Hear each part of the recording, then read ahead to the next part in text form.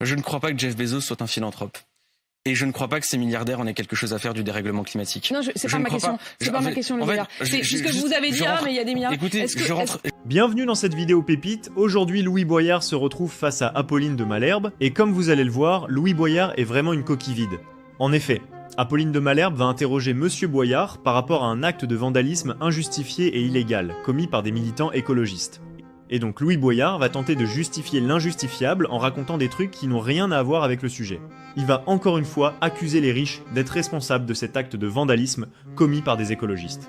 Je vous laisse voir, c'est incroyable. Je voudrais qu'on parle réindustrialisation, je voudrais qu'on parle écologie aussi. Vous avez vu cette action des militants écologistes dans des maraîchages près de Nantes, qui ont arraché des pieds de salade, des pieds de muguet. Vous approuvez ? Je n'ai pas regardé cette affaire dans les détails. En revanche, il y a une colère, mais une colère saine. On voit les images, hein, c'est pour ceux qui nous regardent sur BFM TV. Il y a une colère saine de personnes qui sont en train, et j'en fais partie, de personnes qui regardent l'avenir et qui se disent mais 3,8 degrés en 2100 ? C'est les conséquences de tout ça, c'est quoi ? Mais est-ce que ça peut être fait avec sans aucune limite ? Là, c'est les soulèvements de la terre. Ils sont venus. Il y a quand même des maraîchers qui travaillent notamment. Et c'est l'une des zones de ces champs qui ont été arrachés, qui travaillaient notamment sur des salades qui n'auraient pas besoin d'eau et qui n'auraient pas besoin d'engrais.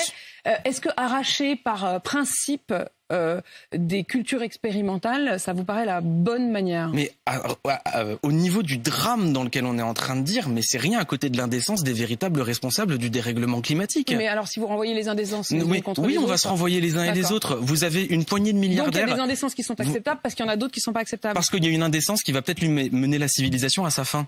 Voilà, c'est quoi la vérité. C'est des expérimentations, et notamment pour que ces cultures utilisent moins d'eau. Enfin, à un moment, c'est quand même aussi pour faire manger les gens. Vous avez une poignée de milliardaires qui choisissent comment est-ce qu'on organise la production, comment est-ce qu'on répartit la production. Les gens vivent dans la pauvreté, on continue de polluer pour que ces gens s'en mettent plein les fouilles. Vous avez des personnes qui regardent... comme vous dites, découvrent des plantations, des cultures qui sont meilleures pour l'environnement. En l'occurrence, cette recherche, elle permettait normalement de pouvoir travailler sur des salades qui utilisent moins d'eau, moins d'engrais et pas de pesticides.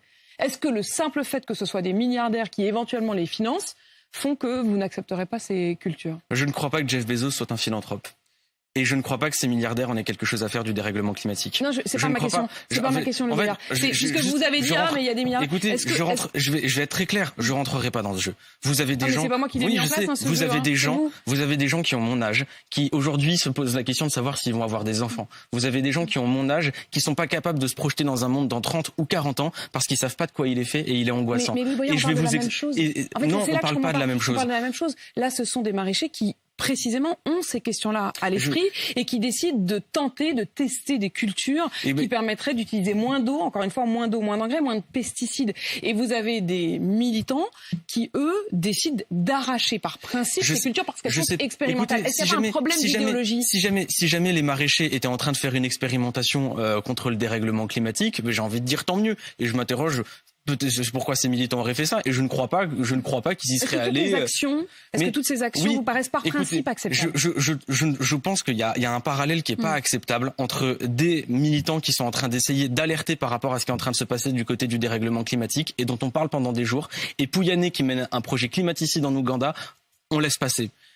La question du siècle, c'est de savoir... Patrick Pouyanné. Exactement. La question du siècle, c'est de savoir qui choisit les richesses que l'on produit et comment est-ce qu'on les répartit. Et aujourd'hui, c'est pas un pouvoir qui est entre les mains du peuple. Résultat, on va arriver à 3,8 degrés en 2100. Donc, qu'il y ait des personnes qui se disent « L'avenir, il me fait peur et j'ai envie de me battre parce que j'ai pas envie de laisser ces gens nous bousiller la vie, et je serai jamais contre eux. » Et à court terme, quand vous voyez par exemple qu'il y a des projets, comme ça avait été le cas dans les Alpes-Maritimes, il y avait Mandelieu, la Napoule, où il y avait 100 emplois qui ont finalement été supprimés et qui devaient être développé parce que l'île artificielle de Kanu'a Island a été abandonnée. L'État y était plutôt favorable, mais il y a eu une grande pression des écologistes. Est-ce que dans le choix entre emploi et écologie, à court terme, vous choisirez toujours l'écologie ? Quand on regarde, les deux sont liés.